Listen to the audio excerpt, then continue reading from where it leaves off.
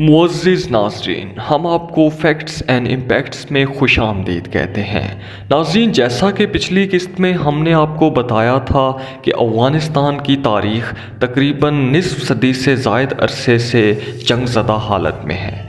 नाज़रीन, हमने आपको बताया था कि तकरीबन 70 की दिहाई में सोवियत रूस ने अफ़गानिस्तान में अपनी फ़ौजें दाखिल कर दी थी और सोवियत रूस की इस दरअंदाज़ी के बाद अफ़गान कौम का एक गिरोह उनके मुकाबले पर आया जो अफ़गान मुजाहिदीन के नाम से मशहूर हुआ।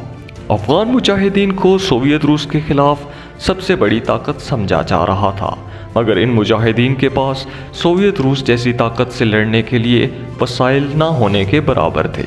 अफ़गान मुजाहिदीन के कमांडर्स में सबसे मशहूर थे पश्तून कमांडर गुलबदीन हिकमतयार और ताजिक कमांडर अहमद शाह मसूद। ये दोनों और इनके अलावा भी बहुत से कमांडर्स अपने जंगजुओं के हमरा रूस के ख़िलाफ़ सरगर्म थे।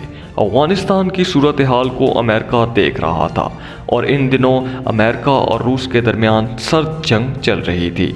ऐसे में जब रूस ने अफ़गानिस्तान में फ़ौजें दाखिल की तो अमेरिका को एक मौका मिल गया कि वो रूस के ख़िलाफ़ दरअंदाज़ी कर सके।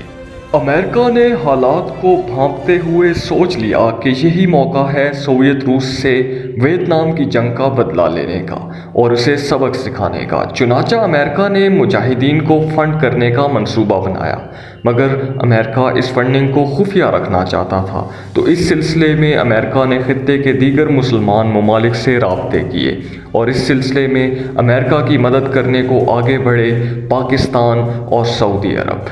पाकिस्तान ने मुजाहिदीन की तरबियत का ज़िम्मा उठाया और सऊदीया ने फ़ंड्स मुहैया करने की ज़िम्मेदारी ली। अमेरिका भी मुजाहिदीन की फंडिंग कर रहा था। अमेरिका ने अफ़गान मुजाहिदीन के लिए एक प्रोग्राम तश्कील दिया।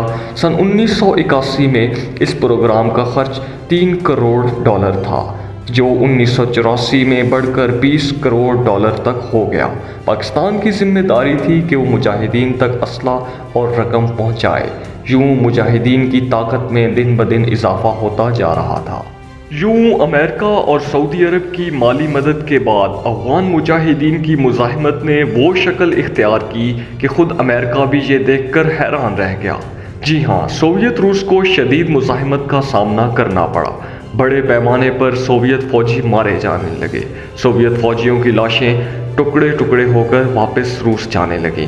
इस पर सोवियत रूस ने अफ़गानिस्तान में अपनी फ़ौज की तादाद बढ़ाना शुरू कर दी। इसके बरक्स अफ़गान मुजाहिदीन की तादाद भी बढ़ रही थी। पूरी दुनिया से लोग अफ़गान जिहाद का हिस्सा बनने के लिए आए। इनमें एक सऊदी शहरी भी था जो कि सऊदी अरब की एक अमीर फैमिली से ताल्लुक़ रखता था। इसका नाम था उसामा। जी हाँ, 1981 और 1982 के दौरान उसामा नामी शख्स, जिसे तब तक सिर्फ उसामा के नाम से जाना जाता था, मुजाहिदीन के साथ मिल गया। हाँ, अलबत्ता अमेरिका तब ये बात नहीं जानता था कि बाद में यही शख्स उसामा बिन लादेन अमेरिका के लिए सरदर्द बन जाएगा। जी हाँ, ये वही उसामा बिन लादेन था जिसने बाद में अमेरिका को तिगनी का नाच नचाया और पूरी दुनिया में अमेरिका को रुस्वा किया। उसामा बिन लादेन मुजाहिदीन के साथ मिल गए और अफ़गानिस्तान के अंदर मुजाहिदीन को फ़ंड्स और इंफ्रास्ट्रक्चर की शक्ल में मदद फराहम करने लगे। अफ़गान मुजाहिदीन के लिए बहुत फराख दिली से काम किया और उनके लिए कसीर तादाद में रकम खर्च की। अमेरिका को इस वक्त अफ़गानिस्तान में उसामा बिन लादेन की मौजूदगी का इल्म था, मगर अमेरिका उस वक्त उसामा को अपने लिए ख़तरा नहीं समझता था, क्योंकि उस वक्त उसामा बिन लादेन रूसियों के ख़िलाफ़ सरगर्म थे। यानी उनका दुश्मन और अमेरिका का दुश्मन एक ही था, मगर अमेरिका उस वक्त उनसे कोई ज़ाती दुश्मनी नहीं रखता था।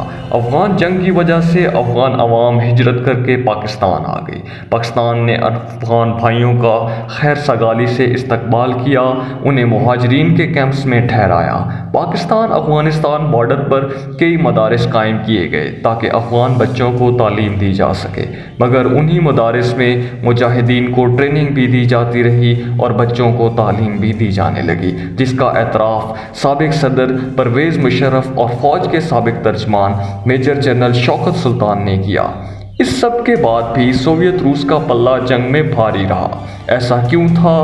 वो कौन सा हथियार था जिसने बाद में सोवियत फिजाइया की कमर तोड़ कर रख दी? ये सब भी आपको बताएंगे, लेकिन इस सिलसिले की अगली किस्त में। तब तक हमारे साथ रहिए, अपना ख्याल रखिए, हमारे चैनल का भी। अल्लाह हाफिज़।